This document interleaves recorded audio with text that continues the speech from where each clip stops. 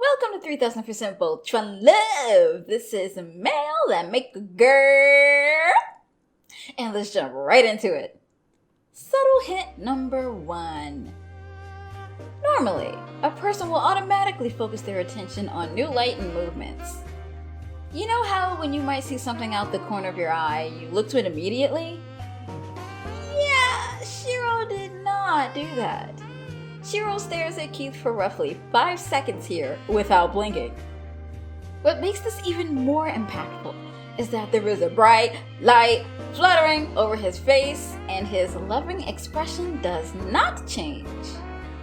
You know, there is a saying, when you stare at someone for 6 seconds or more without blinking, you either want to fight them or something else starting with F. It has me wonder if the direction indicated the 5 seconds on purpose. Subtle hint number 2. We've seen this one a lot. The secret smile of theirs that happens for absolutely no story reason. In fact, it shouldn't happen at all, but it does when Pitch says girlfriend. Subtle hint number 3. Kudon was absolutely checking post-quantum abyss Keith out. Sure, there's the stuttering and the smiling, but this man didn't seem to even notice the rest of the characters that traveled with Keith. Kudon was the first to react to Keith's arrival, and yes, in this instance, this from the feed up camera pan and zoom out can absolutely be seen as a visual metaphor. And the only time someone gives the old from toe to head look over means there is a physical attraction there. And of course, with there being a serious Allura-threatening issue on the rise, there is certainly no reason for a smile, much less a love-struck one.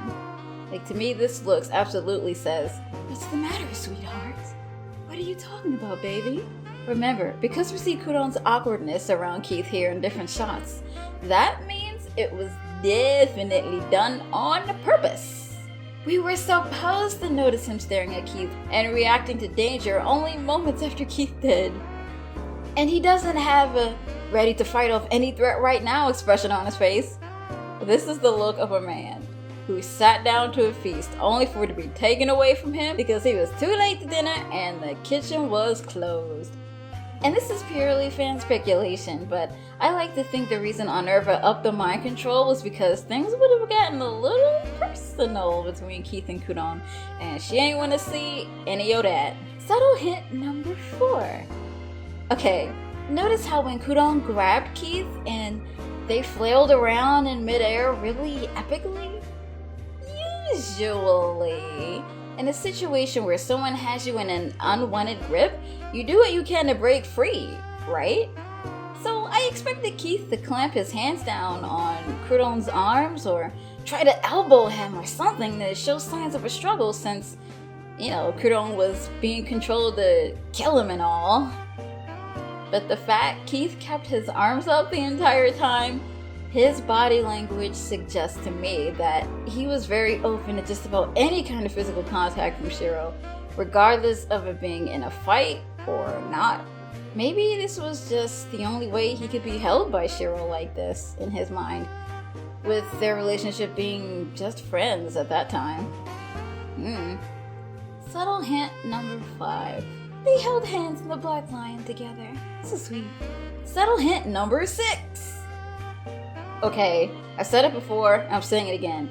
Kudon was in Keith's bed, presumably in his underwear at that. And whomever's idea it was for that particular camera shot, both thank and bless you. But exactly why would Keith feel the need to take off his jacket to approach the sheets after Kudon had attempted to make the bed? I understand if he left one wrinkle too many and Keith wanted to correct it, but he could have done that with his jacket on. So, this tells me he was planning on getting under those covers for a little, Shiro essential aromatherapy.